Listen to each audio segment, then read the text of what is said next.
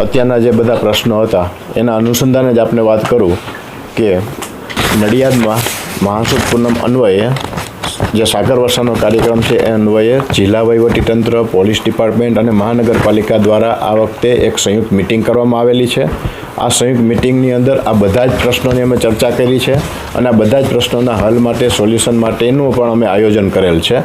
આમ કદાચ પ્રથમ વખત ટ્રાફિક મેનેજમેન્ટ સારી રીતે થઈ શકે, લોકોને અવરજવર ઇઝીલી થઈ શકે, એના માટે એસટીના સહયોગથી એસટી બસો અમે 10 અને 4 મહાનગરપાલિકાની સિટી બસોની આમ 14 બસો જેટલી વ્યવસ્થા કરેલી છે. ફાયર 2 જગ્યાએ સ્ટેન્ડ બાય ફાયર રાખવાના છે, 3 જગ્યાએ એમ્બ્યુલન્સ 108 સ્ટેન્ડ બાય રાખવાની છે.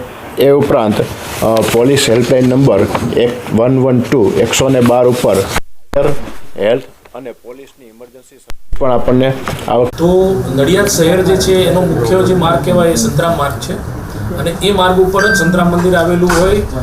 દર વખતે ટ્રાફિકની નાની મોટી સમસ્યાઓ સર્જાતી હોય છે અને ક્યારેક કોઈક ઇમરજન્સી વ્હીકલો જ્યારે આવા સમસ્યામાં ફસાય છે ત્યારે તકલીફ પણ થતી હોય છે. એટલે પ્રજાની એ તકલીફ નિવારવા માટે આ વખતે એક કોર્ડિનેશન મિટિંગો રાખવામાં આવી આ પ્રસંગ પહેલાં અને નક્કી કરવામાં આવ્યું કે જે આપણો જે અંદરનો સંતરામ મંદિર અને એની આજુબાજુનો મેળા વિસ્તાર છે એ વિસ્તારની અંદર 4-વ્હીલર વાહનો જે છે એ લોકોને પ્રવેશબંધી કરવામાં આવે અને એ વાહનોને પ્રવેશબંધી કરવાની સાથે સાથે બહારથી દર્શનાર્થી આવતા હોય કે જે સ્થાનિક દર્શનાર્થી છે એ લોકોને યોગ્ય પાર્કિંગની વ્યવસ્થા પૂરી પાડવામાં આવે.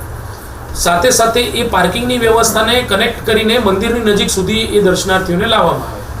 તો આ 3 વસ્તુઓનો સહયોગ લેવા માટે, કોર્ડિનેશન કરવા માટે પોલીસ તંત્રે, વહીવટી તંત્રનો અને એસટી ડિપાર્ટમેન્ટ સાથે સાથે મહાનગરપાલિકાનો સપોર્ટ લીધો. તો મહાનગરપાલિકા આ વખતે જે જ્યાંથી અમે લોકો 4-વ્હીલર વાહનો બંધ કરવાના છે તો મુખ્યત્વે આપણે જોવા જઈએ તો એના જે માર્ગો છે એ એક આપણે ડાકોર નડિયાદ માર્ગ છે. બીજો જે માર્ગ કહેવા જઈએ તો કે અમદાવાદ હાઈવે થઈને, જૂના હાઈવે થઈને આવતા વાહનો હોય છે, આણંદ તરફથી આવતા વાહનો હોય છે અને સાથે સાથે ઉત્તરસંડા રોડથી આવતા જે વાહનો છે, આ બધા જ જે વાહનો છે એ વાહનોને જુદી જુદી જગ્યાએ પાર્કિંગની વ્યવસ્થા કરવામાં આવી છે. જેમ કે જો કપડવંજ રોડથી આવતા વાહનો હોય છે એ લોકોને ગણપતિ ચોકડીથી ડાયવર્ટ કરી અને હેલિપેડ ગ્રાઉન્ડ સુધી આપણે મોકલી આપીશું.